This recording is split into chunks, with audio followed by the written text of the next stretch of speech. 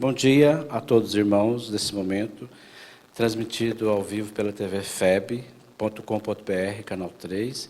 Estamos realizando, em Florianópolis, Santa Catarina, o terceiro Fórum Secal, cujo tema central é Minha Família, Meu Mundo e Eu. Com a presença hoje com nossos irmãos queridos, Luiz Melo e Alberto Almeida, vamos fazer uma breve conversa sobre o que vai acontecer no decorrer do dia hoje, para a gente começar já a entrevista com eles, um bate-papo em relação a esse tema. Agora, às 13 horas, tem o início da apresentação musical com o Jardel Antunes. Ele fará uma exposição do seu talento conosco aqui, das 13 às 14 horas. Logo em seguida, vem a primeira palestra com o Dr. Alberto Almeida, com o tema, no caso, Minha Família, o Mundo e Eu, o Amor Pede Passagem.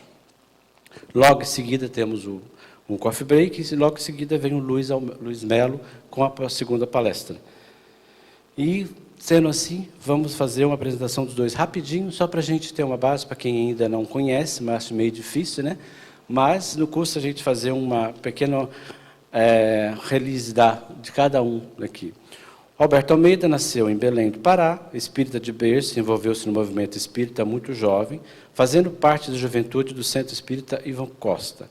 Atualmente, além de colaborar com a União Espírita Paraense, é diretor da Associação Médico Espírita do Pará, a AME, e do Jardim das Oliveiras. Realizou sua primeira palestra espírita aos 17 anos, profere conferências, seminários, workshops, encontros no Brasil e no exterior. Médico clínico geral e homeopata, terapeuta de família e transpessoal. Em face da sua formação, trabalha nas áreas de terapia regressiva e vivências passadas, psicologia transpessoal, dinâmica de grupo e terapia familiar. Trabalha na educação e na promoção social das famílias abaixo de linha da pobreza no Jardim das Oliveiras. Autor das obras Arte do Reencontro, Casamento, O Perdão como Caminho, O Amor Pede Passagem, Pais e Filhos Fortalecendo o Vínculo e Respeito à Criança, Cidadania desde a Concepção. Nosso querido Luiz Melo é natural de Florianópolis, casado com Soeli Barros e pai de Lucas e Cindy, tem graduação em Direito e Psicologia, atua profissionalmente como auditor fiscal da Secretaria da Fazenda de Santa Catarina, como psicólogo clínico do Espaço Terra, Desenvolvimento do Ser, e como professor da pós-graduação em Psicologia Transpessoal do ITCN. É trabalhador espírita vinculado à Seara Interposto da Fé, onde colabora também com psicologia voluntária. Sendo assim, vamos dar por aberto o segundo Secal Responde. A nossa querida irmã Giovana vai fazer a sua primeira pergunta ao nosso querido Alberto Almeida. Bom dia a todos. Alberto, temos observado que os temas família, relacionamentos e filhos são pouco utilizados pelos expositores nas casas espíritas. O que podemos fazer para chamar a atenção sobre a importância deles? Penso que o Espiritismo é uma doutrina que, enquanto proposta, vem revivecer o cristianismo. E, como tal, a exemplo que Jesus propôs ao seu tempo, é uma luz que vem no cotidiano. Se o cotidiano fica fora da análise dessa doutrina veneranda, iluminativa, esclarecedora, nós estamos fora de foco. Porque, efetivamente, a exemplo do que o Cristo fez na época, as demandas que surgem existenciais é que são tratadas. E o Espiritismo, enquanto doutrina contemporânea, pode e o faz com proficiência um enfoque de todas as questões que perpassam o ser humano. E, naturalmente, a família como sendo seu primeiro núcleo de movimentação social. Se ele retarda, ou se nós não conseguimos fazer essa abordagem enquanto estudiosos, expositores, palestrantes espíritas, acontece que fica aí um vão. E a utilidade, a consequência de todo o objetivo que a doutrina espírita propõe, se esvai. Efetivamente, todo estudo doutrinário, ele deve ter uma consequência última comportamental. o Espiritismo como ciência filosófica e, de consequência, ética, ele nos remete para trazermos para o nosso dia a dia todo esse aprendizado. Não é uma doutrina de cultura para deleite intelectual, não é uma doutrina que venha nos fazer uma iniciação esotérica, não é uma doutrina que venha falar do mundo futuro, é uma doutrina que fala do aqui, do agora e todas as suas consequências. Então, se falece essa abordagem, é por conta de nós, expositores, que não estamos fazendo os links adequados.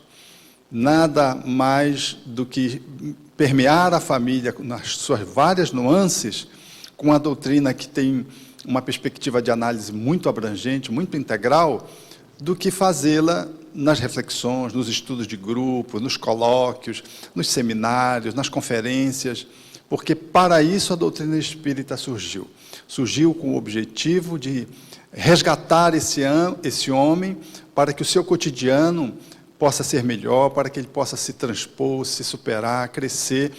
E a família é esse laboratório, primeiro, essa experiência inicial máxima, através da qual ele vai, naturalmente, se colocar na sociedade de uma forma mais ampla, a partir dessa experiência laboratorial primeira. Penso que o Espiritismo, portanto, ele deve se iniciar pelo indivíduo dentro da família. E todo estudo espírita, ele deve focar nessa realidade, que é a realidade do cotidiano do ser humano.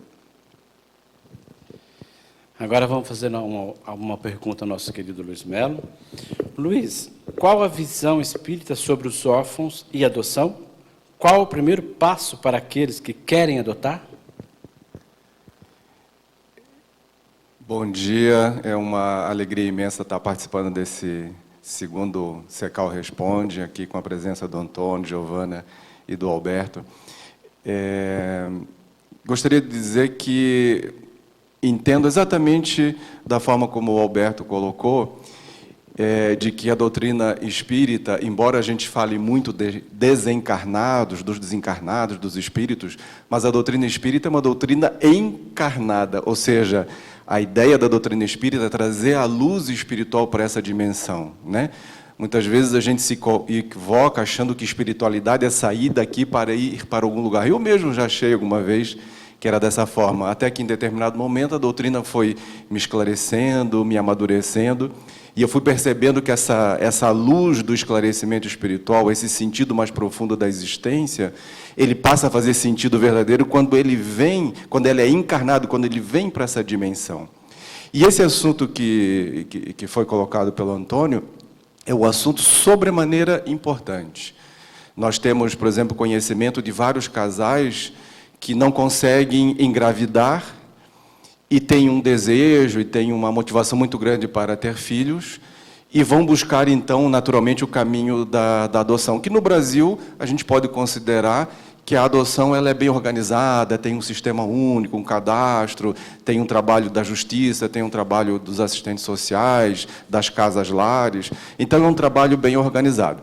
E a doutrina, então, tanto vai nos esclarecer por que aquele casal, que às vezes tem todas as condições materiais, não consegue engravidar, não consegue ter essa realização de um filho próprio, né? Quanto às vezes pessoas que estão numa situação social bem mais difícil e acabam tendo vários filhos, o que aparentemente parece uma injustiça.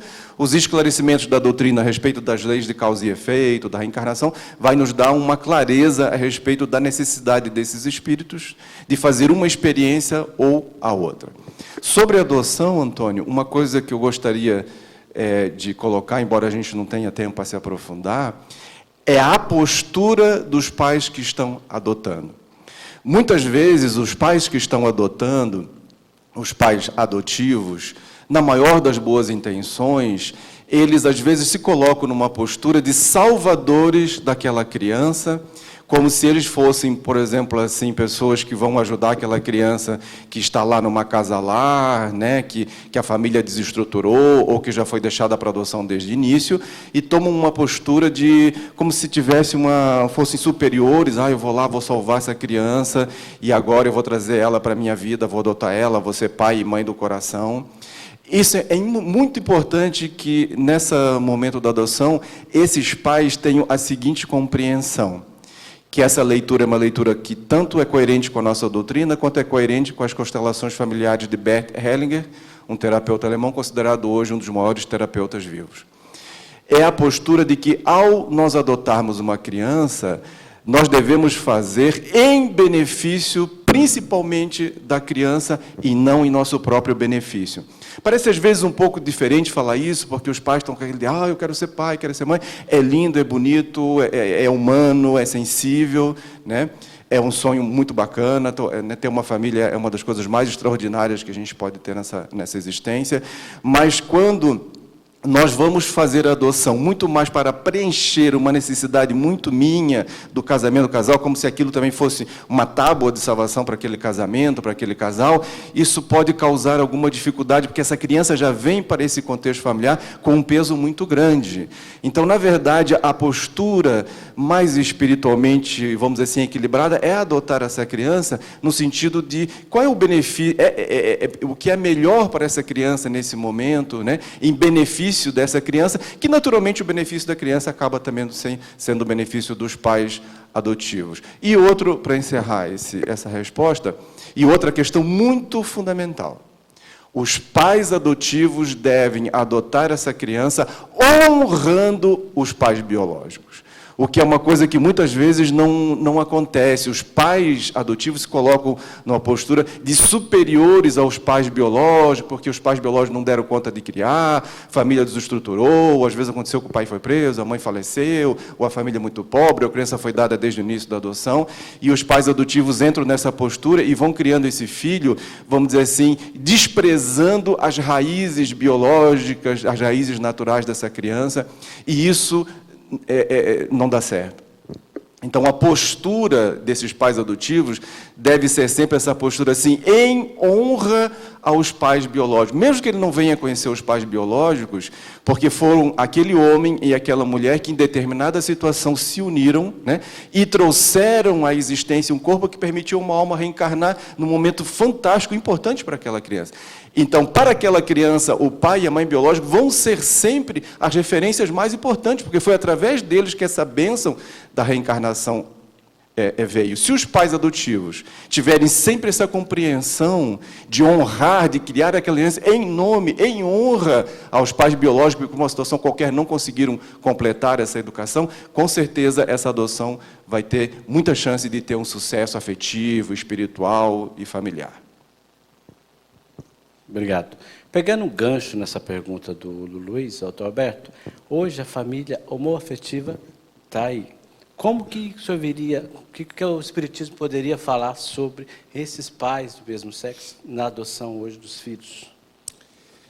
Penso que essa formatação nova que surgiu na sociedade brasileira e no mundo, ela é desafiadora, porque é um movimento novo, ainda aberto a uma série de reflexões, e os espíritos que se pronunciam sobre essa questão o fazem de forma favorável, sinalizando que quando um casal homoafetivo faz a inclusão de uma criança, ele amplia as suas possibilidades de trabalhar a sua afetividade, ao tempo em que ele dá a chance a uma criança que está em regime, às vezes, de abandono, está numa casa socialmente posta, mas sem um amparo afetivo ideal, tecnicamente atendida, mas não afetivamente, na mesma correspondência, e essa criança, então, sendo incluída num sistema familiar homoafetivo, ganha um lar.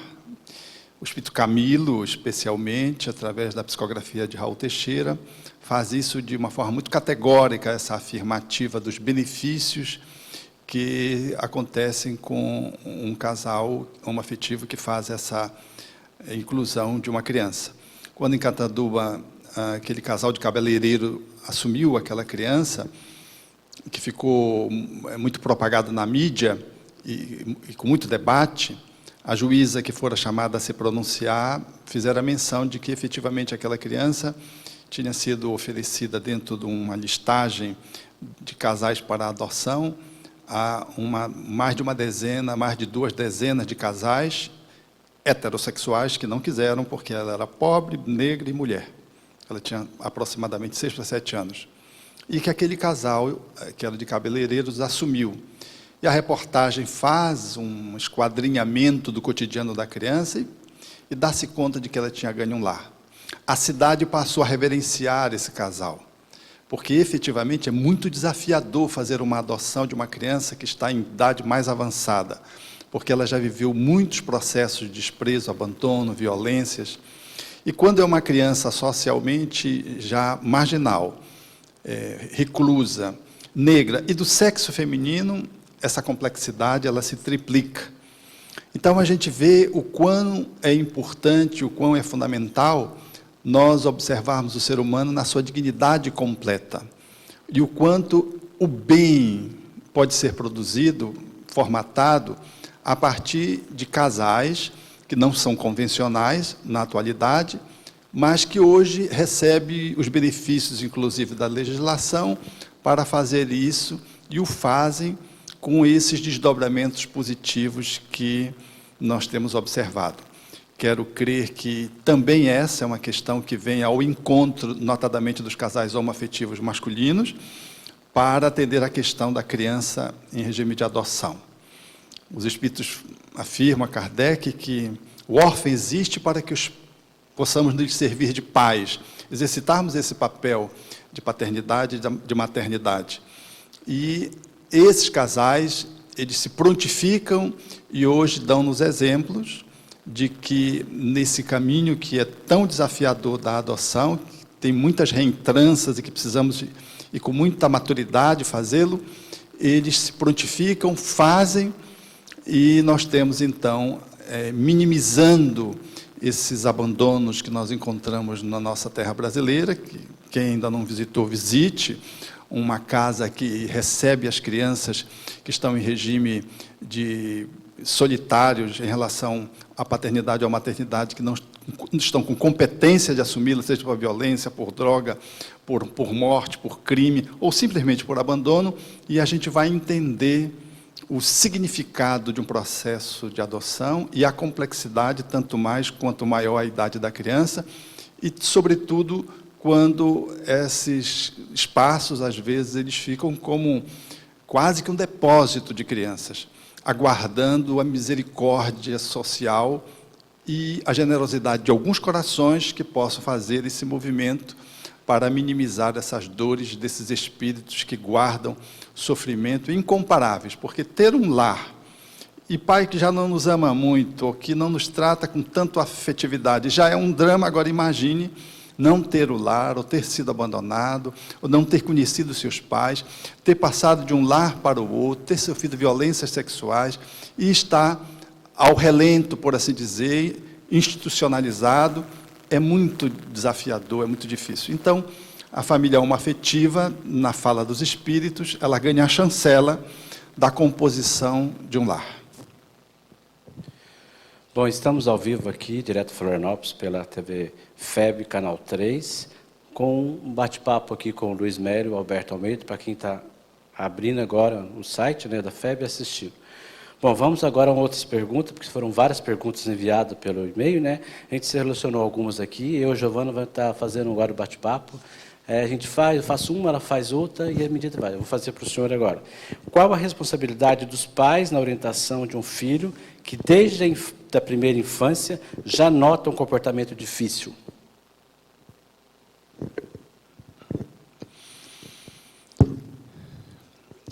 O lar é a experiência modeladora do caráter do ser humano.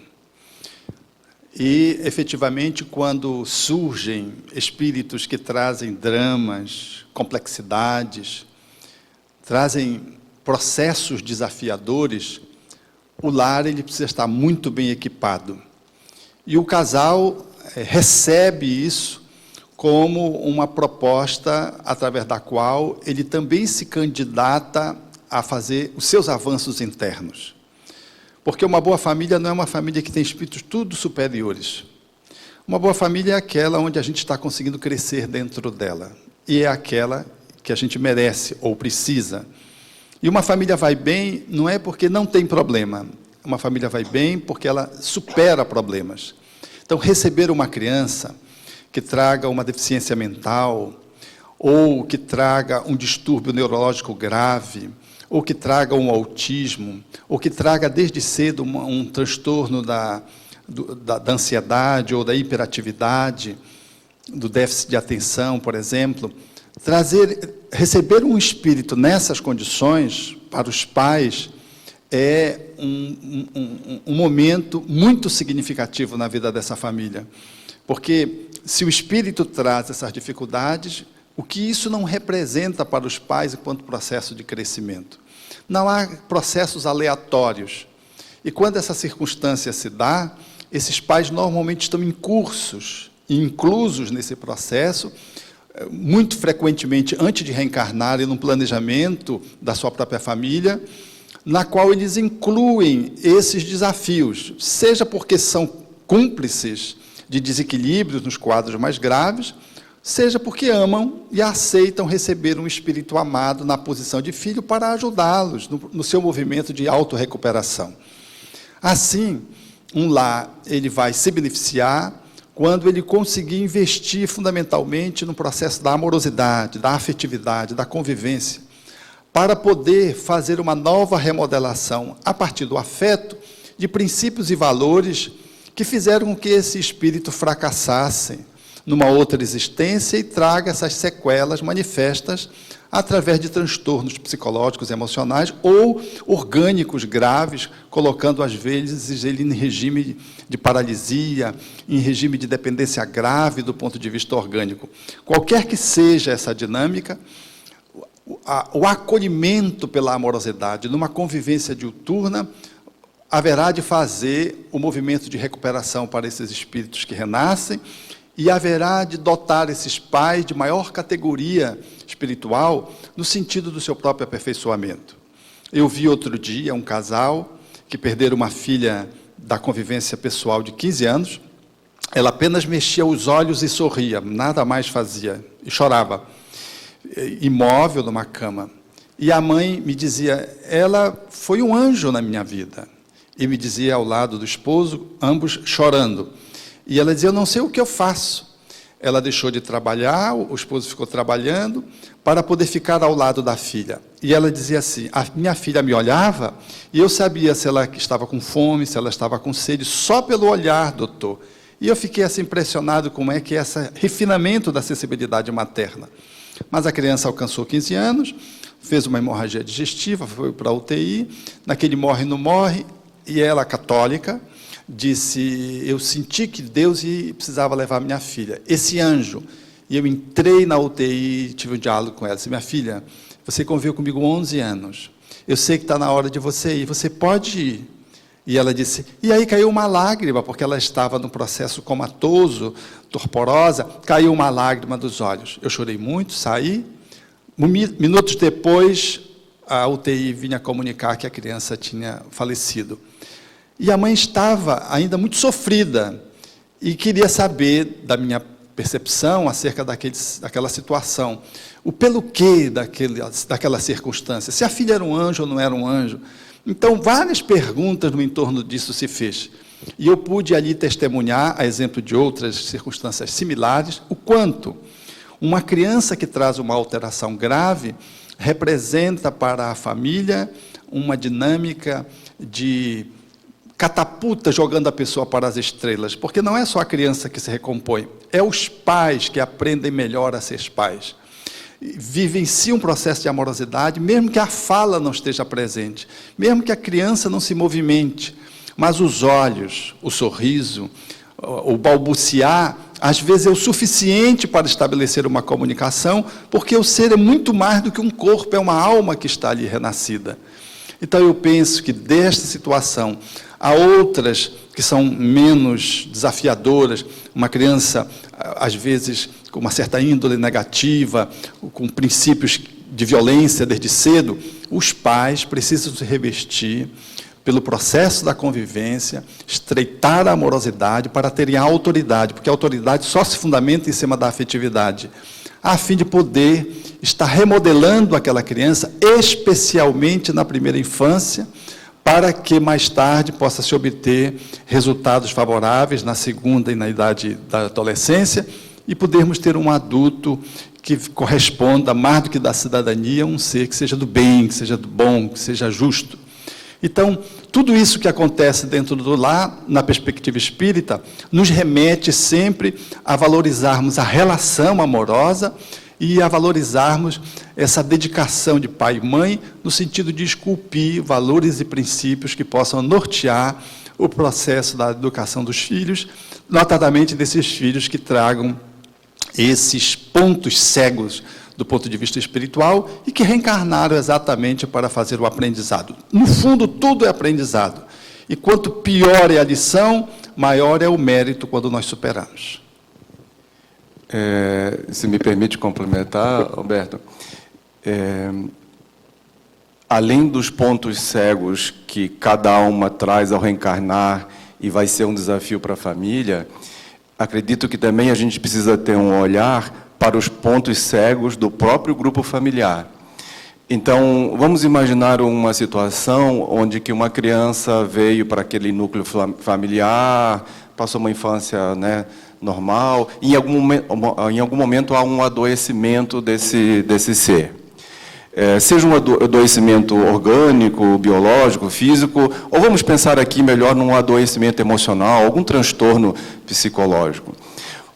Da nossa experiência como psicólogo e como espírita, o que a gente observa? A família muitas vezes procura os cuidados necessários, seja espirituais, sejam científicos, terapêuticos, médicos, psicológicos, e a família tem uma expectativa, muitas vezes, de que aquele ser adoeceu, está com um problema, com uma dificuldade, e que basta tratá-lo de forma isolada, porque o problema é daquela criatura, é daquele filho que está com um comportamento difícil, ou está hiperativo, ou coisa do gênero.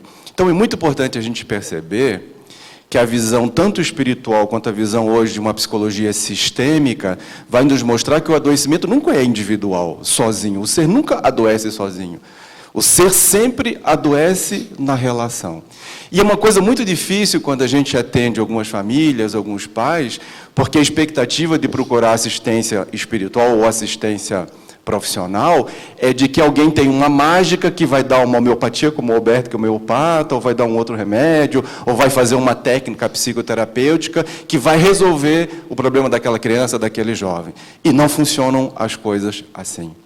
Então, uma coisa muito interessante de a gente perceber que não só quando aquele espírito reencarna como filho naquela família e já traz questões anteriores envolvendo aqueles espíritos que estão tendo uma nova oportunidade nessa vida, também nessa vida, se ainda está ocorrendo um adoecimento, é porque o núcleo familiar precisa de atenção.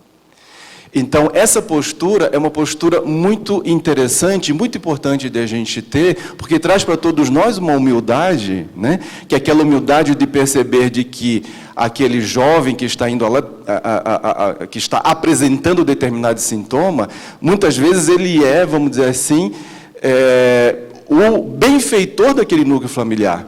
Porque ele está trazendo à tona um sintoma de um adoecimento, de uma dificuldade que está ocorrendo na família como um todo. Um exemplo que a gente tem no trabalho que a gente faz na nossa casa espírita, que tem um trabalho social, né? Muitas vezes um educador vem e diz, olha, essa criança está impulsiva, ela está agressiva, ela está com dificuldade de aprendizado, ela tem déficit de atenção, hoje tem muito uma onda aí de medicar as crianças por causa dessas questões, né? Que vem lá do posto de saúde. E aí pedem para a gente tem alguns psicólogos voluntários que atuam lá na nossa casa, como se a gente pudesse receber aquela criança e fazer alguma mágica com aquela criança para ela se enquadrar dentro de determinado comportamento que é o que se espera dela. O que acontece? Isso dificilmente tem sucesso. Agora, se a gente vai investigar um pouco a família, se a assistente social da casa vai lá na casa da família, pede para o pai e a mãe, que às vezes não são o pai e a mãe biológico, ou já é um outro pai, e a gente começa a conversar com aquela família, a gente começa a ver a dinâmica sistêmica daquela família, a gente começa a perceber que, na verdade, a mudança, né, precisa ocorrer nesse contexto mais amplo da família. Luiz, jovem em movimento espírita, o que as casas espíritas poderiam fazer para atrair os jovens? Essa pergunta é, ao mesmo tempo, desafiadora e difícil de responder. Vou pedir a ajuda, naturalmente, do Alberto, que tem bastante experiência nisso. Mas eu gostaria de dar um exemplo concreto, aproveitando até a oportunidade. A nossa casa, que se chama SEED, Seara Espírita Entreposto da Fé, que fica localizado num bairro de periferia aqui de Floripa, que é o bairro Monte Verde. Nosso site é www.ceed.org.br, com S. Está promovendo agora, no dia 5 de dezembro, um evento que não sei se o Alberto conhece, vem de outros estados, chamado Arena Jovem. E o tema da Arena Jovem, que é um grande evento que reúne várias casas espíritas, jovens de várias casas espíritas, numa integração entre a juventude e os jovens que procuram hoje a casa espírita. O tema foi decidido pelos jovens em encontros que foram feitos. A nossa casa está, vamos dizer assim, liderando esse processo. Eles escolheram um tema sexualidade.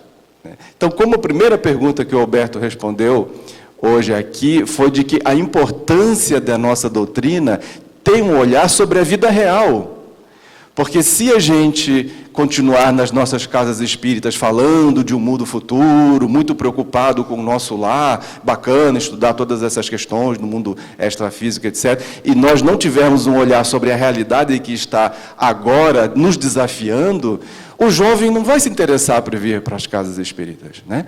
Então, esse evento como Arena Jovem, que vai debater um tema sexualidade, a gente imagina, eu não sei a expectativa, mas deve ser em torno de mais de 200 jovens, 300 jovens. Então, a gente imagina reunir 300 jovens e debater um tema tão candente, né? tão difícil, mas está sendo feita uma grande preparação. Hoje, inclusive, às 6 horas da tarde, vai ter um seminário sobre sexualidade com o expositor espírita. Eles vêm se preparando, foram estudados temas, os jovens são reunidos em vários fóruns dentro da nossa casa, com 3 ou 4 facilitadores espíritas, né? Pessoas com um pouco mais de experiência para dialogar com os jovens. Vai ser feita uma parte artística. Então, eu acho que a maneira de atrair os jovens para a casa espírita e permitir que eles vislumbrem essa luz do esclarecimento espiritual é tratando dos temas que são do interesse do jovem, né? Então, por exemplo, nós temos que tratar de sexualidade, sim, né? Nós temos que tratar, por exemplo, da questão da crise econômica, né? Nós temos muitos jovens, da minha experiência pessoal, eu conheço jovens que já estão no 5º ou no 6º curso de graduação na universidade, e ele não encontrou ainda a profissão dele, ele ainda tem dúvida se vou por aqui, se vou por ali, se vou por lá. Então, se a gente tratar daqueles assuntos que são de interesse vital para o jovem, ele vai acorrer à casa espírita. E uma coisa que eu gostaria de dizer do trabalho que a gente faz na nossa casa, os jovens, eles estão esperando isso da gente. Talvez a gente que não está tendo a ousadia ou a coragem, né, de tocar em temas que naturalmente são complexos, mas são os temas sensíveis da existência humana. Poderia colaborar, Alberto? Eu penso também, acrescentando, que quando é a criança, ela é levada ao centro espírita e ela vai passivamente. O adulto, ele tem a iniciativa na casa espírita e ele já está no processo de madureza, de maior estabilidade. O jovem é o público mais desafiador, porque ele representa uma fase do ser humano de transição, é um parto, onde vai nascer um adulto a partir da criança. São 10, 12, 13, 14 anos. Hoje, se formos avaliar o que propõe a Organização Mundial de Saúde sobre a adolescência. Então, esse público é caracterizado pela instabilidade, ele é caracterizado pela transição, pela mudança. Ora o jovem é criança, ora ele quer ser mais adulto do que os adultos. Então, é um público muito difícil de lidar, do ponto de vista de que ele requer muitas competências. Então, eu penso que o movimento espírita tem dificuldade de conseguir aqueles que sejam os facilitadores do trabalho com o jovem. Porque é mais fácil ter um evangelizador de criança, um monitor, um coordenador de estudo sistematizado, do que um coordenador de juventude. Porque as habilidades que são necessárias, elas demandam de quem vai fazer esse trabalho de mediação, que tenha lucidez, que tenha conhecimento doutrinário, que tenha uma alta performance de liderança, que tenha um mínimo de carisma para poder lidar com os jovens, que saiba lidar com as redes sociais, porque trabalhar com o jovem hoje sem saber lidar com as redes sociais é a falência. Porque você está falando, eles estão ali, vendo se você está dizendo se é mentira ou se não é mentira, ou então estão no WhatsApp brincando sobre o que você está falando, porque você está fazendo uma palestra para jovem. Então, os jovens, eles requerem, desde uma conformação espacial diferente, que não é de cabeça a pescoço, um atrás do outro, que não é de conferência, de palestra, não que eles não possam participar disso, mas a dinâmica da reunião da juventude, ela precisa ser mediada por uma pedagogia que atenda o jovem de uma forma mais criativa, porque o produto, a doutrina espírita, ela é boa, mas a forma que a gente embala é que às vezes é precário. Então, o coordenador de juventude, ele precisa ser bastante criativo, ele precisa ter tempo para poder conviver com os jovens, ele precisa ser jovial, necessariamente não jovem, mas jovial ele precisa ser, a fim de transitar, não só durante a reunião entre os jovens, mas também fora da reunião, porque o jovem tem uma dinâmica muito intensa. Então, fora do centro espírita, os encontros, os bate-papos, então, aquele que está à frente de um grupo de juventude precisa ter uma disponibilidade de tempo para ser com os jovens. E estar bem atento para o emergente. Estudar a doutrina espírita, fazendo conexão da doutrina propriamente dita com o que emerge, o que é que vem do jovem, quais são os conteúdos da sexualidade, da política, do corpo, dos processos variados familiares, da universidade, da violência urbana, do terrorismo, o que é que está aí e que o jovem quer saber? Esses assuntos, o Espiritismo tem muito a dizer em sendo uma doutrina com uma abrangência imensa. Então, o coordenador, ele precisa estar muito em dia com essa ausculta do que é que o jovem, o que é que o inquieta o jovem, ou o que é que ele traz como demanda para aquela ou para as próximas reuniões. E, fundamentalmente, não fazer do jovem um espectador. O jovem cansou de ser espectador. O jovem desses dias, ele é demasiadamente ativo. Diferentemente da minha época, onde o jovem ficava mais esperando, hoje não. O jovem, ele é participante. Então, o coordenador, ele é um mediador. E ele agencia os jovens para que o jovem faça as pesquisas. Por isso, a reunião de jovem, ela necessariamente inclui os adolescentes, levando as temáticas, trazendo os estudos, trazendo as pesquisas. E fazendo, dentro da reunião semanal espírita, um espaço que não pode ser de uma horazinha, né? Aumentar um pouco esse espaço, onde você possa incluir dinâmicas outras que potencializem o estudo. E aí entra a arte, entra a pesquisa bibliográfica, aí entra a gincana, entra as dinâmicas de grupo propriamente dito, as técnicas de dinâmica de grupo propriamente dita, entra a entrevista, entra a exposição na forma de seminário, no qual os jovens preparam e participam, mas tudo sob a supervisão de uma equipe que coordena. Não dá para ter um coordenador de juventude, nós temos que ter uma equipe. E essa coordenação, que pressupõe-se, tem que ser jovial e tem que ter maturidade, ela vai estar fazendo a gestão desse caminho, que é um caminho com muitas flutuações. Porque não esqueçamos que hoje nós vivemos um processo pandêmico de drogadição, e de uma sexualidade que ficou muito vulgarizada, muito barateada, e é entre os jovens, os adultos jovens, que a recrudescência da AIDS se estabelece na atualidade.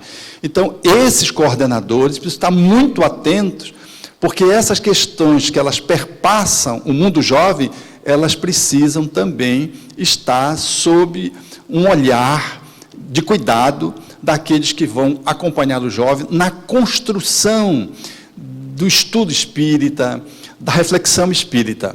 Por fim, eu quero dizer que o jovem não pode ser um frequentador do centro espírita para fazer estudo, ele tem que ser um operador do trabalho assistencial, doutrinário, do passe, da mediunidade, quando bem preparado. Então, ele está integrado com o adulto no trabalho. O jovem não pode só ir para o centro espírita estudar.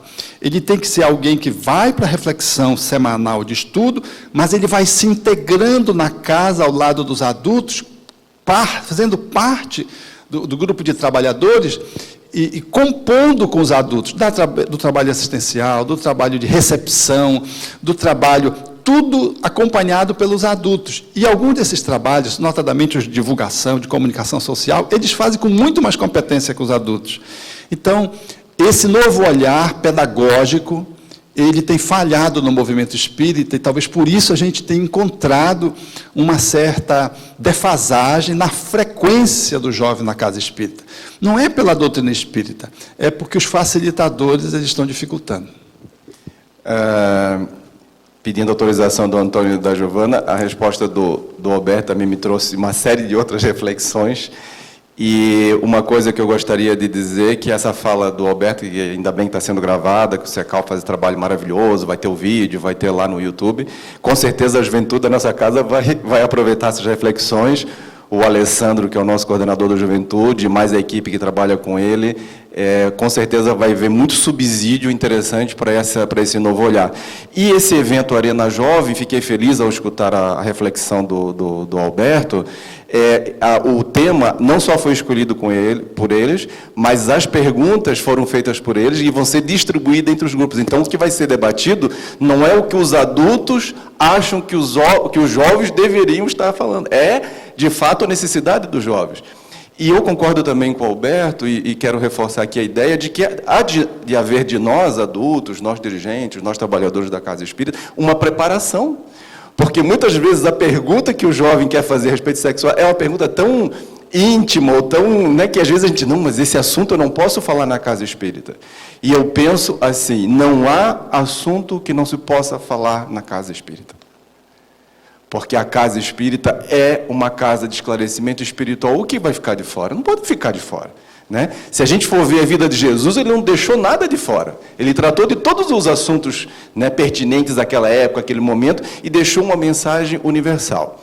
Uma última reflexão, a fala do Alberto foi maravilhosa, que eu acho que vale a pena aqui.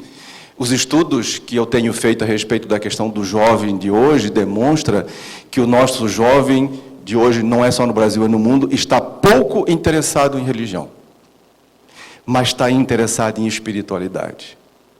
Então, talvez uma reflexão importante para nós espíritas, será que esse pacote com que a gente está mostrando a doutrina, como disse o Alberto, será que ele ainda tem um cunho religioso, doutrinário, no sentido de, né, de doutrinação, de fazer a cabeça, né? Você tem que ser da minha doutrina, porque senão você não vai encontrar nenhuma luz, né?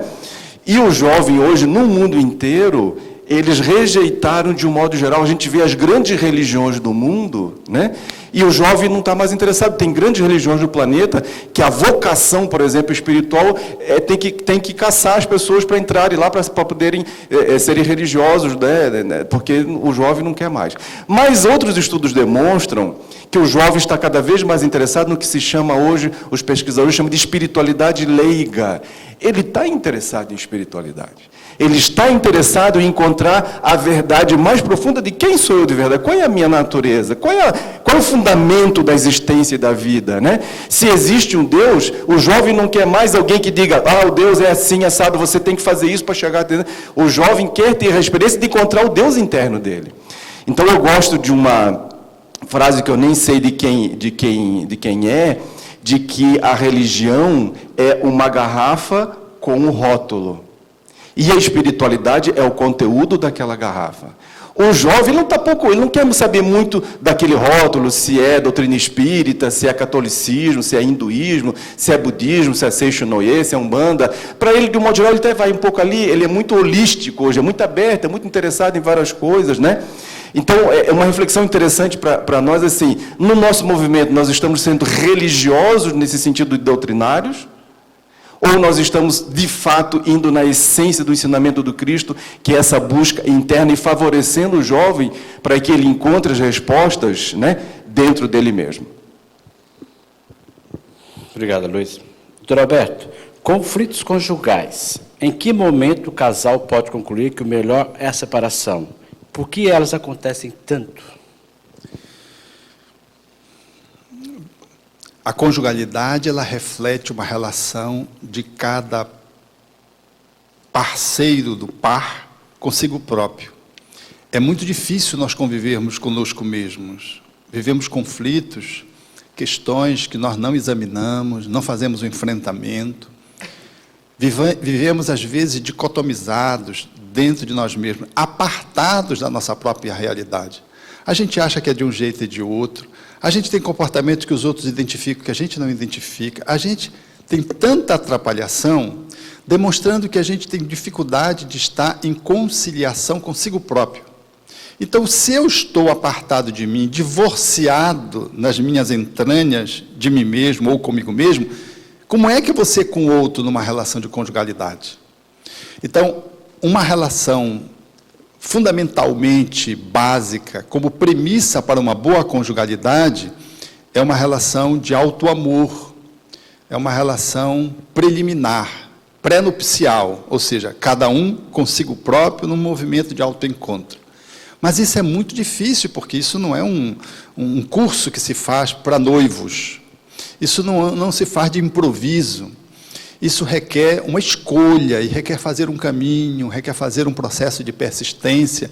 E quanto mais a gente faz isso para dentro, maior é a nossa possibilidade de sintonizar fora e estabelecer conjugalidades duradouras na proposição que os Espíritos fazem, Allan Kardec, em O Livro dos Espíritos.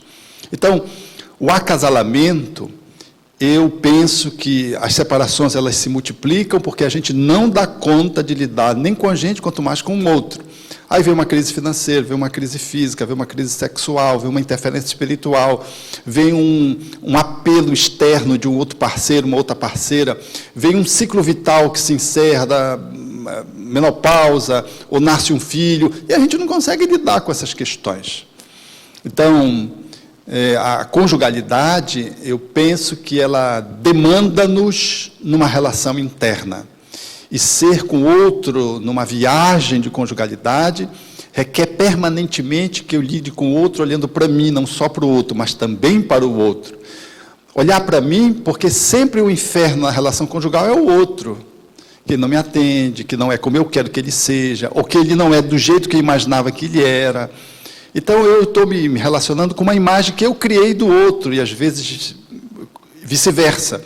Então, nós estamos perdidos, porque a pessoa que eu amo, ela não existe, e a pessoa que a outra ama, ela não existe. E quando nós vamos caminhando um pouco, nós vamos nos percebendo que nós não somos aquilo que achávamos que éramos.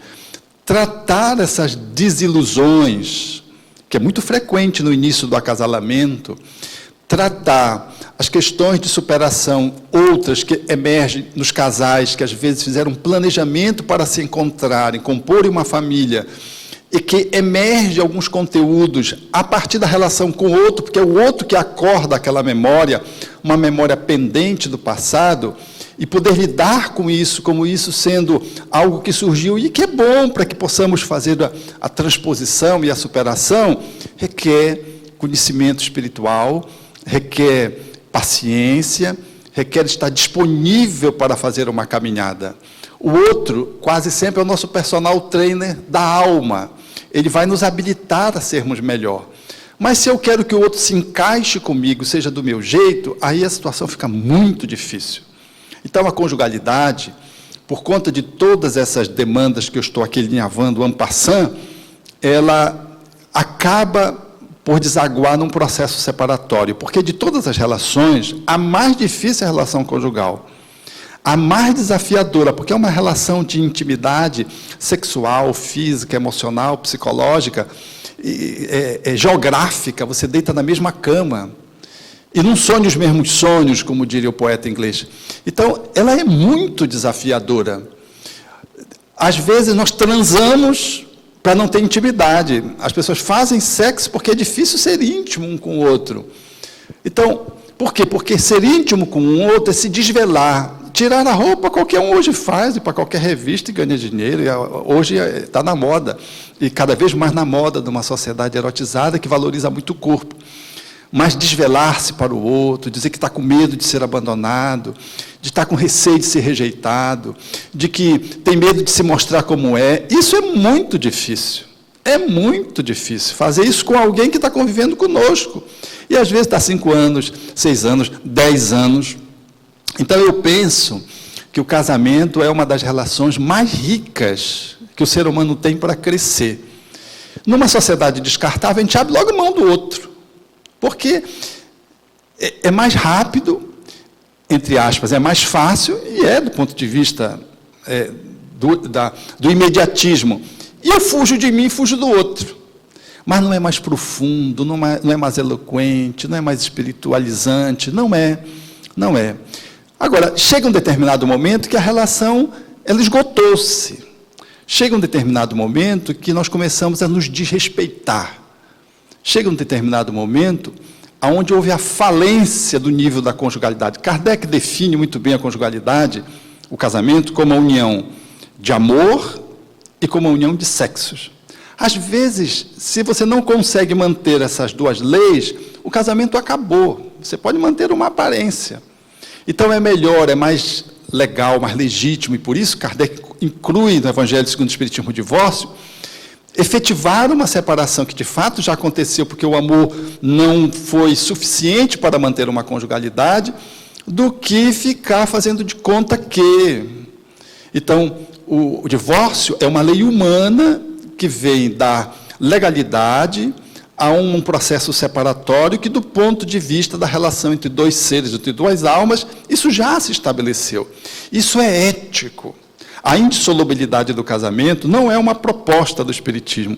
Muito embora o Espiritismo preconize o valor do acasalamento, a importância do casamento, a valorização da família, que numa sociedade descartável a gente abre mão muito cedo. A gente, às vezes, não esgota a agenda para poder sair do casamento. A gente foge da relação e depois se arrepende, porque foi precoce, foi precipitado, foi, às vezes, uma atitude covarde. Mas, por outro lado, às vezes você já esgotou a agenda, já fez o que tinha que fazer e concluiu que é mais ético fazer uma separação. E se tiver que fazê-la, faça de uma forma honrada, para manter a amizade. Se não manter a amizade, manter o companheirismo. Se não manter o companheirismo, pelo menos a civilidade, para evitar o inimigo, notadamente quando tem filhos. Porque um dos grandes problemas da nossa sociedade, na atualidade, em relação aos divórcios, às separações, é os filhos, que são usados como bucha de canhão, envolvendo pensão, envolvendo afeto, onde a gente manipula a criança para atingir o outro. E judia das crianças. Não é à toa que nós temos a promotoria da infância, porque a família, não foi suficiente a família, parece que tem que ter da infância, para dizer, olha, tem uma criança aqui. E a gente que trabalha na área vê o quanto as separações, às vezes inevitáveis, elas são tão mal feitas, e o quanto as crianças são estraçalhadas, elas são mutiladas. E isso poderia ser minimizado por uma separação honrada, ética, na qual nós poderíamos sair pela porta da frente, não pelo balancinho, e onde a gente não podia usar a criança como estratégia de expressar a nossa mágoa do outro, ou a nossa culpa, que às vezes também faz a criança refém desses dramas não resolvidos, deixando pendência para as outras vidas. Então, eu acho que o Espiritismo é uma doutrina riquíssima, que nos ajuda a pensar em prol do casamento, do reacasalamento quando necessário, porque a gente casa dia após dia. A gente separa, casa de novo, separa, casa de novo, vai mudando de parceiro a de parceira, mas não muda-se. Então é melhor casar muitas vezes com a mesma parceira, com o mesmo parceiro. Renovar o casamento, porque nós somos mutantes, nós somos uma metamorfose ambulante, como lá diria o Raul Seixas. Então nós estamos mudando o outro também, e a gente vai se reacasalando e formatando um novo relacionamento, que é menos oneroso até economicamente, casar com a mesma pessoa que muda, e a gente vai crescendo, e quando a gente vê o personal trainer de reciprocidade, transformaram-nos em almas embelezadas, bem definidas do ponto de vista da nobreza. Quero trazer uma boa e alvissareira notícia, baseado no que o Alberto falou, é que, antes disso, uma citação de Jean-Yves Leloup, que para mim também é um terapeuta extraordinário, é um mestre para mim, vive no Brasil, é francês. Ele diz que a gente costuma escutar a árvore que cai estrondosamente na floresta, mas não escuta a semente que está brotando dentro da terra. Então, é preciso também a gente ter um olhar que não veja apenas as sombras, mas também a luz que está se fazendo.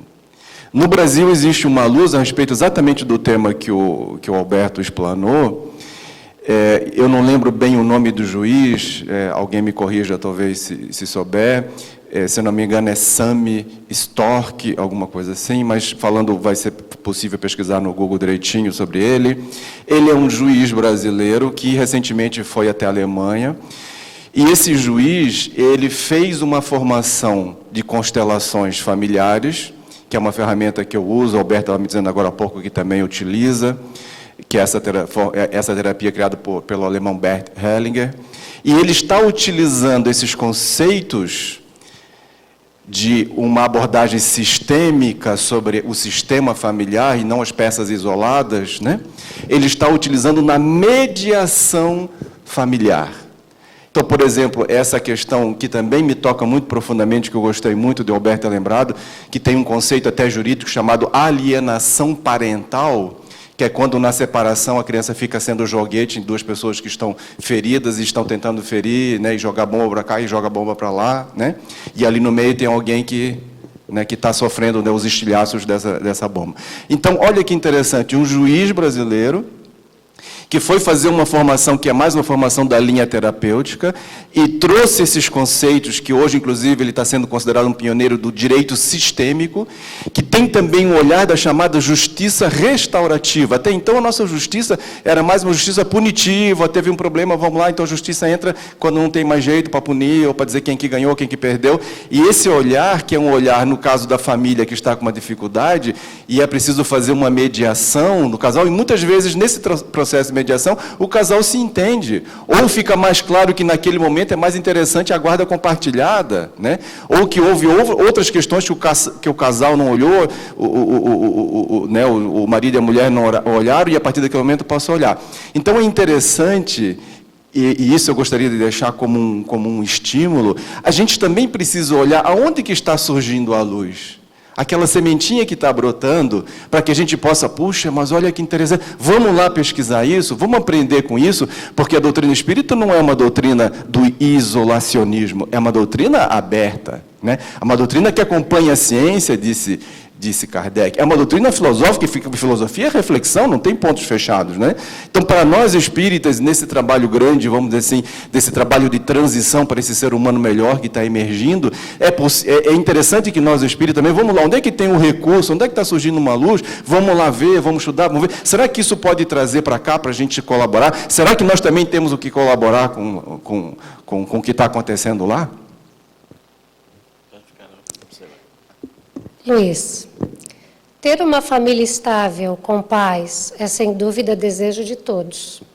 Mas na convivência diária, no casamento e na família, surgem pequenos questionamentos ou grandes discussões, dificuldades mais ou menos objetivas, e muitas vezes diversidade de pareceres e de opiniões entre pais e filhos. O que fazer para superar essas situações e conflitos familiares? Olhar o conflito como uma extraordinária oportunidade de crescimento. Muitas vezes, o conflito que não é trazido à luz é que é adoecedor e destrutivo. Mas também, quando o conflito se avoluma de uma sorte tal que sequestra a possibilidade de um diálogo, de uma conversa, um entendimento, ele também deixa de ser saudável. Mas o conflito é um desafio, né?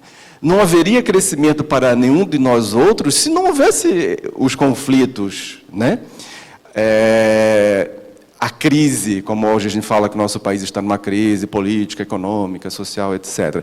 Mas a crise na família pode ser uma grande oportunidade, né, de escutar o outro, de observar o outro, de escutar a si mesmo, de observar a si mesmo.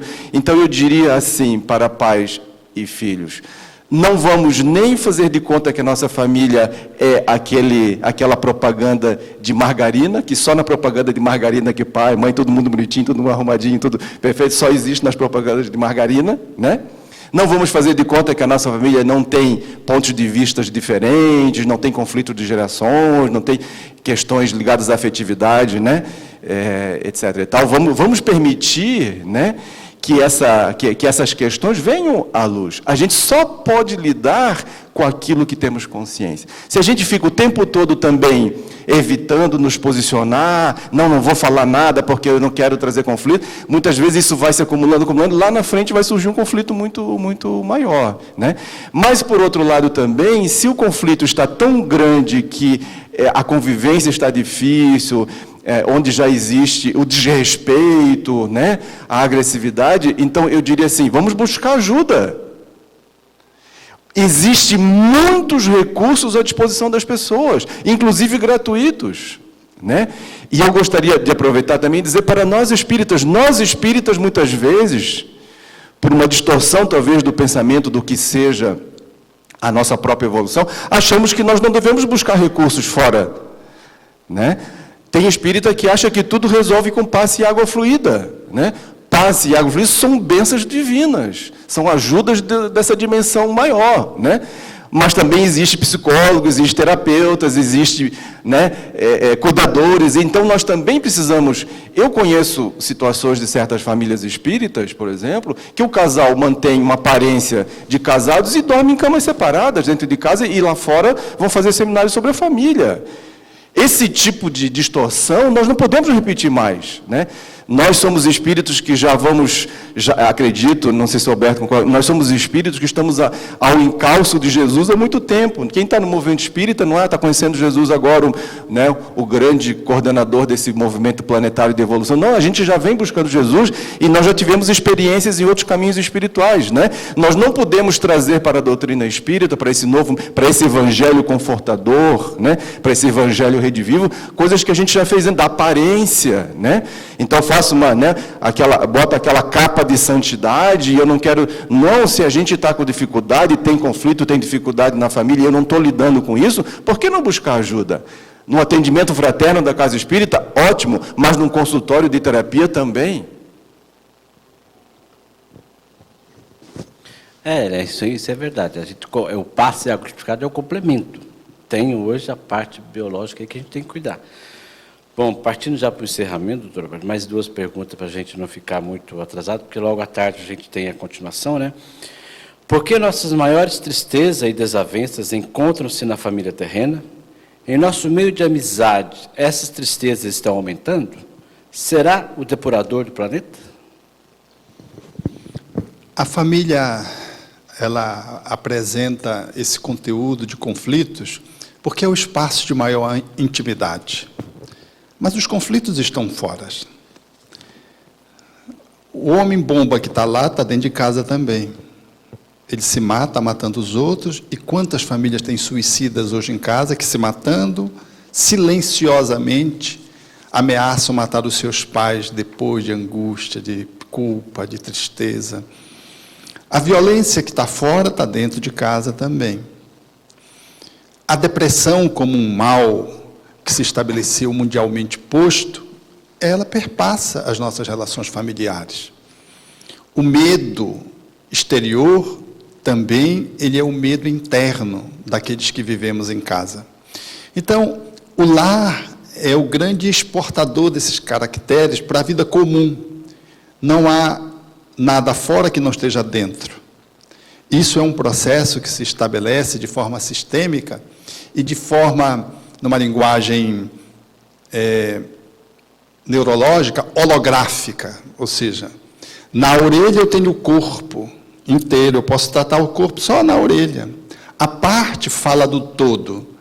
Então é bom que a gente possa incluir e ampliar essa visão para não deixá-la como se uma coisa só tivesse atrapalhado e as outras coisas estivessem normais. E eu penso que isso está dentro do lar como uma realidade que precisa ser vista e precisa ser superada. Essas emoções básicas citadas na pergunta, a tristeza, o medo, a agressividade, a alegria, a inveja, o ciúme, são conteúdos que também perpassam o lar, mas perpassam todos os lares e perpassam a sociedade. E como a gente vive num processo de maior intimidade no lar, eles são mais explícitos, Porque fora a gente mascara, segura um pouco a raiva, o medo a gente esconde, o ciúme a gente não confessa, mas em casa não dá para esconder que a gente está com ciúme do outro, que a gente está com ciúme do filho, ciúme do pai, ciúme do irmão, ciúme da namorada, do irmão, da namorada da irmã. Esses conteúdos, eles emergem porque há uma relação de maior autenticidade, de maior transparência. A gente não consegue maquiar isso. Nós somos mais nós, quando vivemos dentro num relacionamento mais íntimo. Isso é bom. É bom porque nos dá a oportunidade de nos trabalharmos, nos dá a oportunidade de fazermos efetivamente transformações internas, efetivas. E quando o lar traz isso com mais transparência, com mais autenticidade, e valida isso, valida no sentido de acolhe isso, nós temos chance de transformar.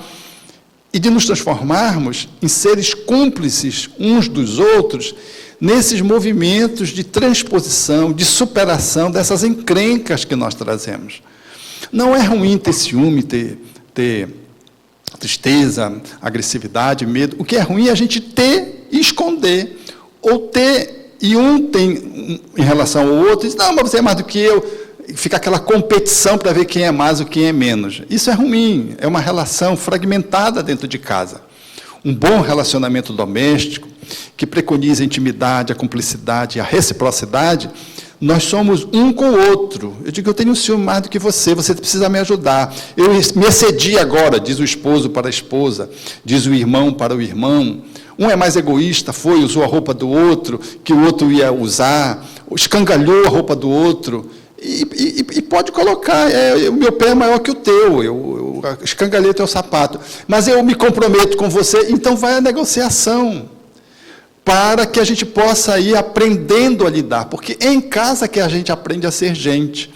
E a gente aprende a ser gente porque nós estamos trabalhando de verdade as questões internas. Então, quando um lar, ele valoriza a autenticidade, ele valoriza a experiência de você ser tal qual você é, ele dá condições para que você não precise se esconder, ele é mais rico. As coisas aparecem e são melhormente trabalhadas, são suscetíveis de serem trabalhadas. Então, o lar, pela via da convivência e do diálogo, nós podemos, nesses esforços continuados, não só se trabalhar, mas ser cúmplice do outro para que o outro cresça.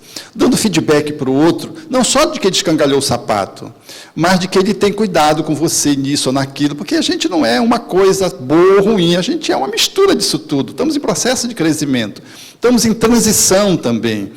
E esse processo de mudança, a gente dá feedback positivo para o outro. Feedback não é uma avaliação para ver o que está errado. Feedback é um olhar para ver, olha, isso está bom, isso está mais ou menos, isso aqui está ruim, está precisando rever-se. Isso é feedback.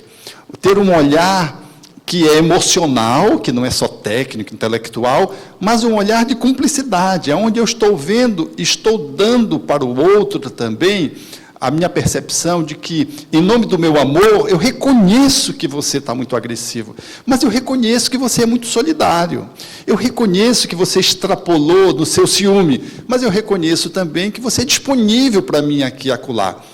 Esse processo que deve emergir, sobretudo dos pais e dos cônjuges, eles contaminam a filharada, os filhos, e o lar fica mais rico. Então, um bom lar não é aquele que não tem problema. Todo lar que não tem problema é problemático, porque está escondido, está tudo debaixo do tapete. Um bom lar é aquele que tem problema, está lidando com o problema, está crescendo, está transpondo, está avançando. Um bom lar não é aquele que briga, aquele que faz a boa briga, o bom combate, ou seja, a gente briga no sentido de discute, diverge, mas não precisa separar, não precisa romper, não precisa dormir em outra casa, não precisa abandonar o lar, não precisa arrumar um casamento como filho para fugir dos pais. Um bom lar é aquele que faz desses processos dolorosos, que doem, através de um acolhimento, da validação, um espaço para que a gente possa transformar. E eu penso, sabe, Antônio Carlos, e Giovanni e Luiz, né, que a amorosidade é o que falta um pouco desse movimento de transição doméstico, né, e pessoal. Precisamos botar um pouquinho mais de amor. Amor que não é uma coisa piegas, Amor que é esse, o ato de cuidar, o ato de se mostrar para o outro, o ato de pedir desculpa, o ato de fazer pequenos gestos, que são grandiosos numa relação íntima. Porque não é um presente bom que se dá, que faz com que isso seja significativo. A criança pode até interpretar assim, mas depois ela vai ver que isso aí é um buraco. Eu vivi agora essa experiência nesses dias com o meu neto Trasto. A minha enteada está namorando com uma pessoa, ele disse, ganhei um PlayStation. Um PlayStation, um brinquedo caro, PlayStation 4. Aí ele pegou e disse, vou te dizer um segredo, vô. Aí eu me abaixei, ele me pegou, aí disse assim, o tio é muito legal, o tio é rico. Eu fiquei tão impactado que eu não consegui dizer nada para ele. E fiquei com aquilo. Aí, bem, eu vou digerir isso aqui para ver como é que eu vou abordar, porque ele tem 6 anos. E à noite, no Evangelho no Lar, que era o dia, inclusive, do Evangelho no Lar, eu disse, vem cá, meu filho, o que foi que você me disse? Aí retomei a conversa, aí eu recoloquei a situação. O tio não é bom porque é rico, porque a gente pode ser bom e rico, pode ser bom e pobre, a gente pode ser atrapalhado rico, mal pobre. O que é bom é a gente ser bom, isso é que é bom. Se é rico ou se é pobre é uma outra coisa, você entendeu? O tio deve ser bom, uma pessoa boa, e também é rico. Mas tem uma pessoa boa que também pode ser pobre, e é boa, ela faz o bem. Aí ele me olhou e disse assim, tio, mas é bom a gente ser bom e ser um riquinho, né? O negócio dele, como toda criança, é um aspecto material, ele queria valorizar o dinheiro. É nesse momento que nós estamos construindo um valor. É nesse momento que nós estamos modelando uma personalidade. Porque mais tarde, ele vai se colocar dentro do lar, achando que o que é, se a gente não trata isso, que o que é bom é quem tem dinheiro, quem tem status. E não quem é bom, quem faz o bem. Então, é nessa dinâmica do processo da educação viabilizado pela amorosidade que nós criamos espaço, argamassa, para poder lidar com as nossas encrencas. E as bem-vindo às nossas encrencas. Significa dizer que a gente vai crescer se tem amor. Agora, se não tem amor, nós corremos o risco de nos machucarmos, de nos lesarmos, de nos ferirmos, de nos traumatizarmos. E isso não é desejável. E numa época de transição, pode ter o homem bomba, mas pode ter o homem que se imola, que se dá para uma comunidade e que ninguém está noticiando aí de que ele está se dando para a comunidade. Ajudando um grupo de famílias. Quantos abnegados tem, que são homens luzes, e não ganham a mídia, mas a mídia gosta também de noticiá-lo de que há de pior. Aí fica só no homem-bomba. Então, eu penso que no lar também nós podemos fabricar esses homens luzes. Ô, Luiz, para encerrar, então... Não está funcionando. Encerrando, então, a próxima pergunta... Você já fez essa palestra para nós no Ceará dos Pobres, sobre a homossexualidade. Qual o papel da família sobre a homossexualidade e como trabalhar para que não existam traumas quando falta a compreensão de ambos? O Alberto também já abordou esse tema quando foi falado da questão da adoção por casais homoafetivos. Recentemente a gente fez um trabalho lá no Ceará dos Pobres, também o Antônio fez a gentileza de encaminhar um artigo nosso para a Revista Internacional do Espiritismo, foi publicado. E o entendimento hoje é muito claro. A homoafetividade, que eu prefiro do que homossexualidade, porque a homoafetividade é mais ampla, estamos falando de afetos, e não apenas de sexo. Não é doença e não é pecado. A nossa doutrina, como bem fundamentada por Kardec, ela acompanha a evolução do pensamento humano, da cultura humana e da ciência humana. E já faz tempo que os principais órgãos profissionais da área da psiquiatria, da área da psicologia ligados ao comportamento humano, tiraram dos seus compêndios a homossexualidade como uma patologia do comportamento. E os espíritos, à medida que nós também vamos avançando, também vêm nos esclarecendo e nos colocando determinadas situações para que a gente amplie o nosso leque sobre essa visão. Porque vamos ser claros e honestos com as nossas próprias encrencas espiritistas, né, do nosso movimento, desse grupo de espíritos que buscam Jesus através do Consolador prometido. Nós temos no nosso movimento, e tínhamos mais antigamente, ainda também muito preconceito com relação a essa questão e com relação a outras questões. Então, nós também temos que ser honestos, que nós também estamos evoluindo o nosso atendimento, nós também estamos aprendendo, nós também estamos seguindo, né, esse curso evolutivo da humanidade. Então, hoje o entendimento é de que os hippies estavam certos, né? Faça o amor, não faça a guerra.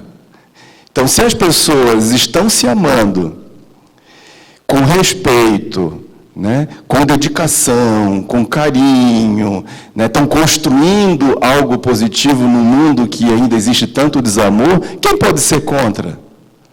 Quem pode ser contra?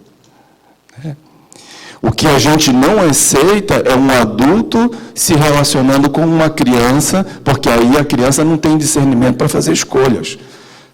Então, aí nós estamos no campo da patologia, a gente tem que tratar de outra forma. Mas se trata de adultos ou de jovens que estão, né, despontando, despertando a sua sexualidade, a homoafetividade não é diferente da heterossexualidade, né? As mesmas recomendações espirituais que a nossa doutrina tem para quem tem um relacionamento heteroafetivo é o mesmo que tem para o homoafetivo, né? Amor, respeito, carinho, né? Cumplicidade, aliança, né? Então, quando esse assunto está dentro da nossa família e nós estamos com dificuldade de lidar com ele, vamos buscar ajuda. É tão nobre dar quanto receber. E nós espíritas, às vezes, nos colocamos também essa carapaça de que nós somos aqueles que dá, que faz a caridade e tal, e na hora que é para a gente buscar uma ajuda, a gente tem dificuldade. Certa feita eu atendi na nossa casa espírita um jovem que veio tratar dessa questão da homossexualidade, da homoafetividade, e uma das pessoas a quem eu recorri para também ampliar o entendimento, tanto como terapeuta como espírita, foi o Alberto Almeida. Eu encontrei uma palestra dele, isso já faz alguns anos atrás, inclusive me inspirou no artigo que eu escrevi, onde que ele, inclusive, citou esse caso desses cabeleireiros que adotaram aquela menina negra, né? Li mais algumas coisas, o Andrei Moreira, também, em Minas Gerais, tem um livro excelente sobre o tema, né? Então, eu também encontrei outra dessa sementinha que está germinando, e recomendo aqui, existe no Brasil um movimento dessa linha de ajuda mútua, como é o AA e outros órgãos, um grupo chamado GPH, Grupos de Pais de Homossexuais. Eu descobri que foi fundado em São Paulo por uma mãe que teve dificuldade de aceitar quando o filho revelou a sua orientação sexual, e ela foi buscar ajuda, ela foi atrás. E ela se esclareceu e ela reatou a questão do filho, respeitou a orientação dele, e ela disse, agora eu quero ajudar outros pais que também têm dificuldade, porque também a gente tem que respeitar a dificuldade de quem tem dificuldade com o assunto, porque também precisam de esclarecimento, de ajuda, de um outro olhar, né? Então, eles fundaram em São Paulo, e eu descobri que em Florianópolis existia uma mãe que era facilitadora, a única de Santa Catarina, do GPH, Grupo de Pais de Homossexuais. Descobri, liguei para ela me recebeu super bem, e me recebeu, inclusive, fiquei muito rápido na casa dela, fui lá conversar com ela, como é que está funcionando isso, como é que vocês entendem, como é que vocês estão ajudando, para que eu, como terapeuta, e eu, como espírita, também ampliasse o meu olhar e pudesse fazer uma ajuda. Então, eu diria isso, né? Se a gente está com dificuldade de entender, de lidar com o assunto, vamos procurar ajuda. Seja do GPH, de grupos de ajuda mútua, seja do centro espírita, seja do terapeuta, seja da igreja, seja do conselho comunitário, né? Porque amar é importar-se.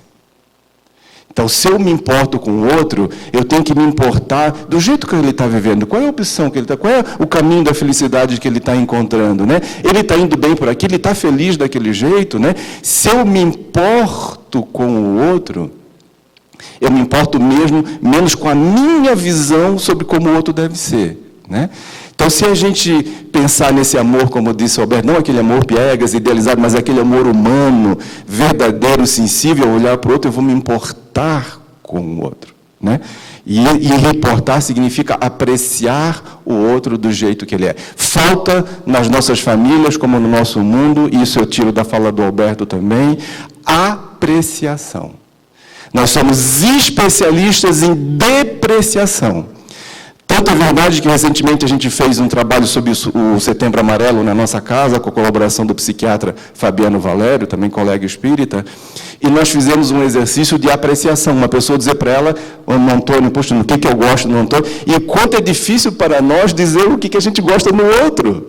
Mas se o outro falhou, poxa, o Antônio não chegou no horário hoje, então a gente tem muita facilidade em depreciar, a gente olha um detalhezinho no outro, a gente está depreciando, está jogando para baixo, está criticando, está julgando, analisando, né? Mas apreciar, como é difícil para a gente olhar para um pai, olhar para um filho, olhar para o irmão, dizer, poxa, eu gosto de você, você é bacana por isso, eu gosto de você. Não quer dizer que em determinado momento eu também não vou dizer, olha, você não pisou na bola aqui, mas a gente tem muito mais motivo para apreciar os outros do que para depreciar. Amor é apreciar, amor é importar-se. Obrigado, Luiz. Partindo então para a última pergunta, porque o nosso tempo está esgotando. Doutor Alberto, educar na prática não é tarefa fácil. Pode-se dizer-se algumas ideias chaves para a educação dos filhos?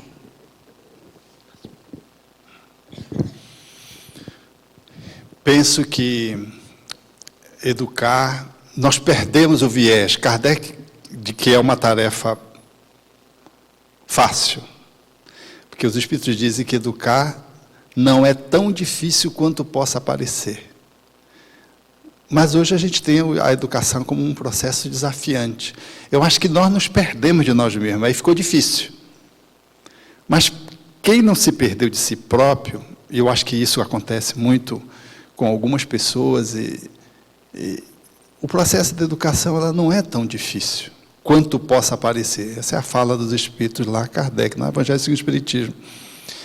Mas, como houve um desencontro, a gente tem dificuldade, a gente tem, que é o manual, não tem manual, né? Um manual não tem, ninguém nasce com manual.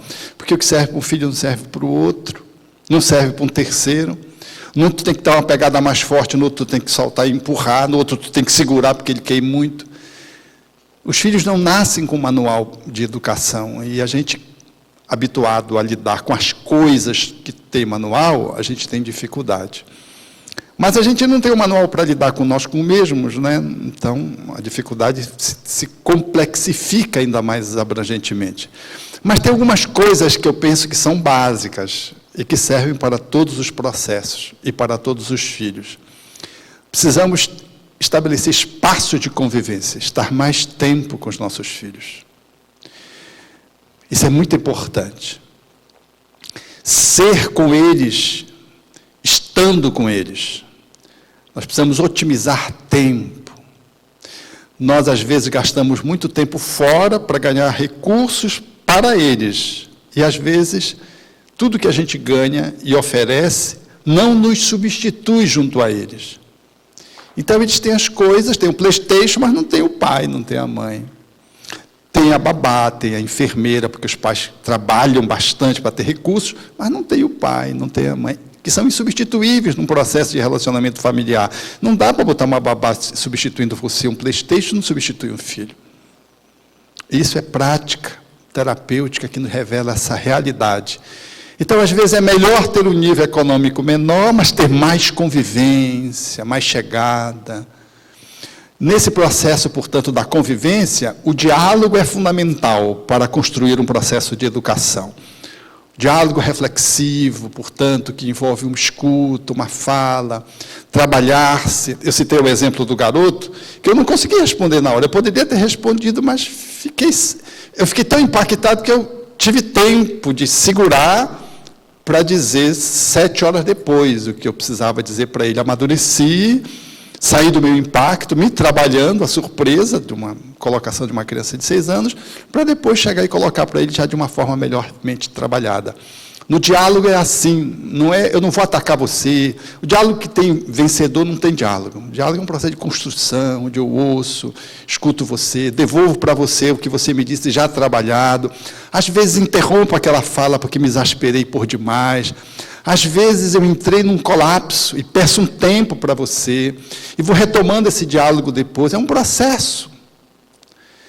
Então, dialogar, eu acho que a gente não dialoga em família, a gente fala, ou não escuta, ou fala e não escuta, ou escuta e não diz o que pensa. Nós temos muitos bloqueios nessa área da comunicação. A nossa comunicação é perturbadora. Somos os ases no WhatsApp. E o WhatsApp hoje revela essa nossa incompetência, porque quanto mais grupos eu tenho no WhatsApp, talvez isso signifique que mais pobre eu sou dentro de casa. Porque aí eu não tenho tempo de pensar, é só de responder, e só banalidades e superficialidades. Um recurso tão nobre que as redes sociais nos traz como o WhatsApp, ele fica às vezes a serviço da nossa superficialidade. Porque a gente não aprofunda nada, não mergulha nada, e se esconde atrás de 15 grupos que você vive só no WhatsApp. Aí não tem tempo para a família. Então, nós precisamos aprender a dialogar presencialmente, estar com o outro, ser com o outro, fazer as refeições juntos tanto quanto possível, ter um momento religioso junto, para refletir sobre o cotidiano. Não é um momento religioso, espiritual, porque faz parte do código da família de atender a Deus. Não, é para a gente refletir sobre como a família está indo. Isso é também, na convivência, no diálogo, está fazendo do processo educativo um processo efetivo. Mas, fundamentalmente, viver aquilo que a gente propõe na teoria, no esforço de exemplificação, isso é magno, isso é arrebatador. O filho percebe o esforço do pai, que diz que a gente tem que ser brando, lidando com a agressividade dele. Ele percebe que o pai é agressivo, mas ele percebe que o pai luta. Então, ao invés de marcar a agressividade, marca a luta do pai que está querendo domar o seu tigre interior. Então, é o exemplo do esforço. Esse exemplo do esforço, ele é arrebatador, porque os filhos, eles vão modelando aquilo que eles vivem, não é aquilo que eles ouvem. O que eles ouvem é uma reflexão sobre o vivido. Então, o esforço de viver as virtudes, que eu preconizo como sendo boas, o esforço para amar você. Quando, outro dia, uma enteada me disse, tinha uma encrenca que eu não vou narrar, e ela disse, me abraça. Eu digo, minha querida, eu não estou com vontade de abraçar você agora, eu estou muito chateada com você, agora não. Eu digo, não, agora eu não estou com vontade de abraçar você. No outro dia eu fui e abracei. Agora eu posso lhe dar o abraço que você pediu ontem. Porque ontem eu estava tão chateado com você, que o meu abraço ia ser abraço de tamanduá. Energeticamente eu estava muito aborrecido com você. E era uma situação grave, não era uma situação banal, e eu estava aborrecido mesmo. Então ela viu a minha autenticidade. Isso não é desamor com ela, porque quando eu digo com você, olha, eu não quero falar com você durante essas horas, isso não é desamor. Eu estou dizendo, olha, eu estou no meu limite. Se eu for falar, eu vou te agredir, vou dizer palavras de baixo calão, vou te ofender, vou te desrespeitar. Então, a gente fazer uma pausa também é amor, também é bom exemplo de que eu estou num esforço de me importar contigo, como dizia o Luiz, de me importar contigo e comigo, para que a gente possa fazer um lar melhor. Como eu dizia outro dia para uma outra enteada minha, disse, minha linda, eu tenho a impressão que eu lido com você como se fosse uma analfabeta emocional. Ela ficou me olhando e disse, sim, porque você é a pessoa daqui a mais inteligente cognitivamente. Se juntar todos nós, não dá você. Mas na emoção parece que você não sabe nada. Na verdade, eu estava fazendo uma intervenção terapêutica, né? Por conta da dificuldade emocional. Mas eu estava ali me importando com ela, porque se a gente não se importa, o outro pode fazer o que bem entender. Isso não estou nem aí, é ele que está... Não, eu me importo, porque é meu filho, eu me importo que é meu pai, que é meu irmão. Eu não vou controlar o outro e modelar o outro do meu jeito, querendo que ele seja como eu quero que ele seja. Mas se eu acho que ele não está bem, eu me importo com ele. Eu vou dizer, mano, isso não está legal. Puxa, olha isso aqui, vai ter essas e essas consequências. Ou então, mano, puxa, que legal essa atitude que você teve. Puxa, você foi grandioso, estou aprendendo contigo. Isso é um quadro de implicamento um com o outro, de relação de profundidade, não de simbiose, mas de junção, de proximidade, de cumplicidade. Então, eu penso que o exemplo na convivência, no diálogo, no exercício dessa amorosidade e no exercício da busca das virtudes que todos nós estamos procurando estabelecer, que são valores do espírito, valores eternos, eles nos falam de um cristianismo que se perdeu na forma, que se perdeu nos ritos, que se perdeu no formalismo. Um cristianismo que é essa relação de construção coletiva na qual nós estamos implicados nela, dentro do lar, pela via da educação, que Allan Kardec postulava como sendo a educação moral, não a dos livros, mas aquela que modela hábitos, que forma novos caracteres. Portanto, uma educação que é capaz de formatar um novo ser, de dentro para fora. Eu penso que isso nós podemos conseguir se juntarmos esses pontos que eu estou levantando, que são fundamentais e são gerais, e que cada pai e cada mãe, valendo-se disso, poderá adequar a cada filho, de conformidade com a necessidade de cada filho, e fazer o seu melhor por cada filho. E se a gente está identificado com isso, talvez Kardec tenha razão quando diga que a educação não é tão difícil quanto possa parecer. É que a gente ainda se perdeu, e a gente está buscando isso que eu estou aqui sinalizando, eu estou buscando, talvez você, nós aqui estamos buscando, e a gente tem dificuldade. Porque uma pessoa que é justa, ela não vai pensar, deixa eu avaliar se é justa. Uma pessoa que é justa, ela se manifesta com justiça. Mas nós, como não temos a justiça, a gente vai, pensa, faz os prós, o contra, põe na balança daqui, na balança, e depois de uma hora, a gente volta e diz, olha, tem que fazer assim. É porque a gente se perdeu da justiça. E a gente tem que fazer uma série de avaliações para não ser injusto. Mas o justo, uma pessoa sábia, você bate pronto, vem de lá, porque ela está conectada. Ela está inserida na lei de amor, na lei divina, na lei cósmica. Então, a fala dela é uma fala sempre ecológica, chega bem. Mas nós somos aprendizes. E que bom que somos aprendizes, e reconhecermos isso. Esse esforço de buscarmos, numa educação que às vezes nos é difícil, buscarmos torná-la mais fácil, nos reconectando, entendendo que, educando os nossos filhos, nós estamos nos educando, porque educação não é mão única, né?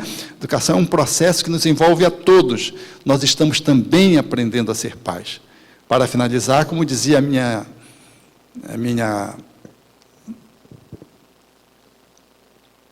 cunhada para o filho, fazer uma reflexão lá no Evangelho, lá, esse mamãe, mas a senhora não me ensinou assim, mas agora eu estou ensinando certo, eu ensinei errado, agora eu estou ensinando certo. E ela se revendo e colocando uma nova postura para o filho que analisava a contradição dela. Também nós somos seres contraditórios. E quando incluímos isso, o nosso filho percebe de que a gente está querendo o melhor para a gente e para ele. E ele valoriza, portanto, a nossa chegada. Porque de tudo isso, que nós podemos chamar uma educação amorosa, uma educação moral, centrada na amorosidade, é isso que vai valer, no final das contas, de tudo. Bom, gente, finalizando o segundo Secal Responde, agradecendo o Dr. Luiz Alberto Almeida, o Luiz Melo. Isso foi só uma palhinha do que vai acontecer durante o dia. Lembrando que o evento do terceiro Secal, do Fórum Secal, começa às 13 horas, com o Jardel Antunes, logo em seguida vem o Alberto com a primeira palestra, às 14h20, e o Luiz finalizando o evento, com o tema central, Minha Família, Meu Mundo e Eu. Obrigado a todos e até uma próxima oportunidade.